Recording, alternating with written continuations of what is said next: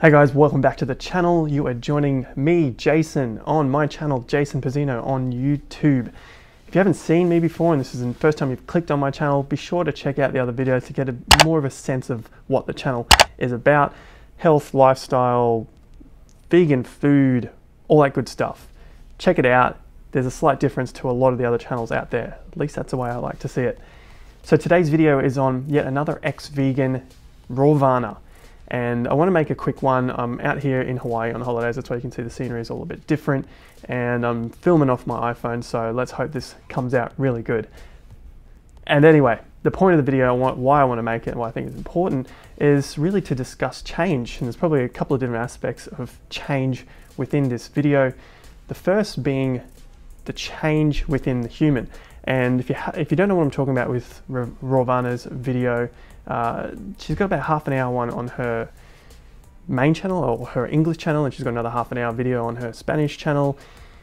I haven't watched all of the video. I did watch a portion of it, and it made a fair bit of sense because it's kind of like very similar to a lot of other vegan videos that have come out from ex-vegans.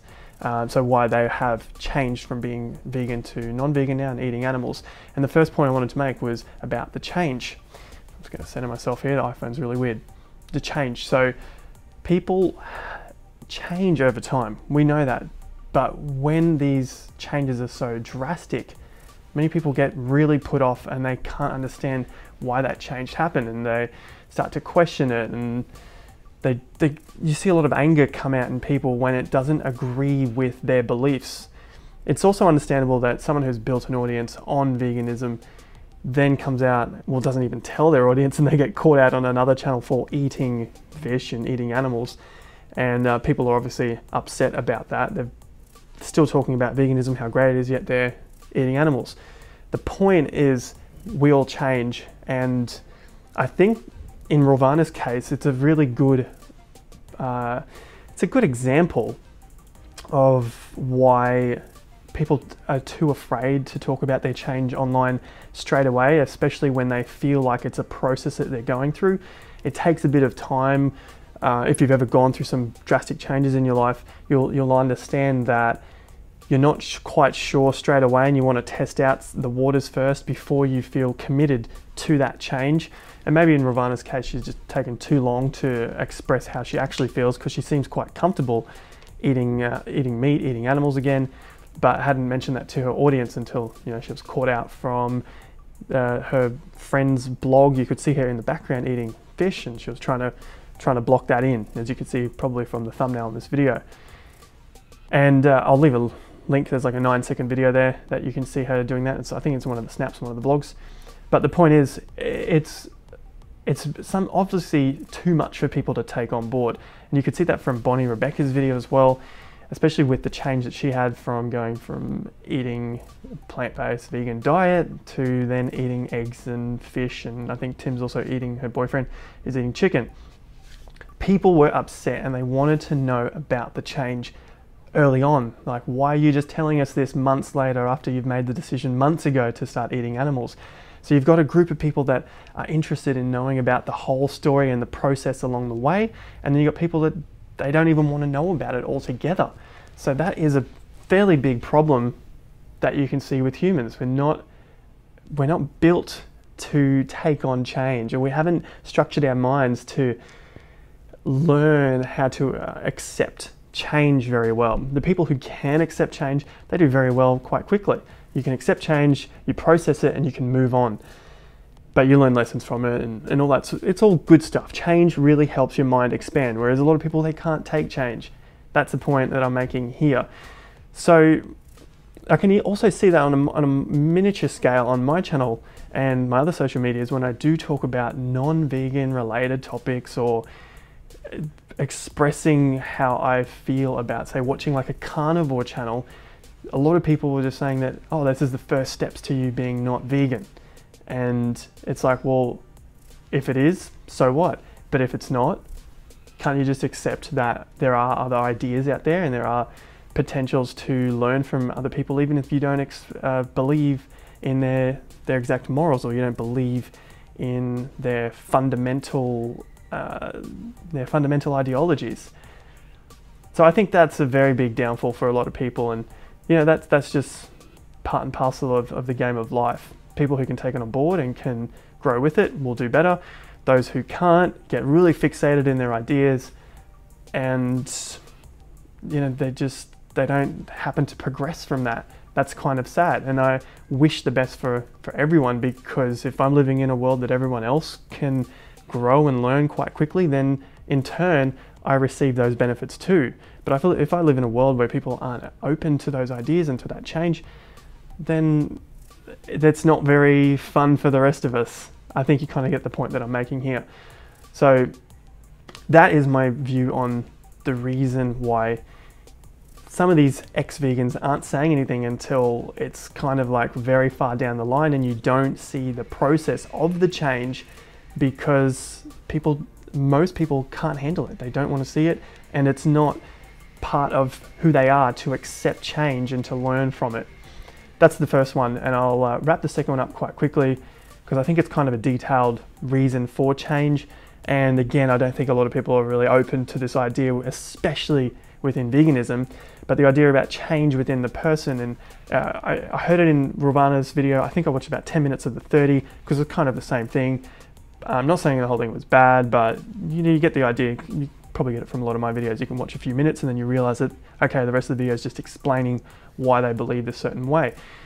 The change that she said, and I think this would go down really well with the majority of humans if they did take on veganism for a period of time, that the main reason, so I'll mention what Rawvana's was, is that veganism helped her get over her addictions to, say, cigarettes, to drinking, to partying. Partying usually means drugs, so we'll throw drugs in there. I think she may have also mentioned that in some of her posts, you know, long ago. So you got like a lot of bad, bad habits that you picked up along the way through your teenage years, early 20s. Get over the drinking, partying, the drugs, the eating out, the really bad eating out, or the really bad eating at home, you know, lots of shitty food, takeaways, crappy microwave food, stuff that has like no good nutritional value in it.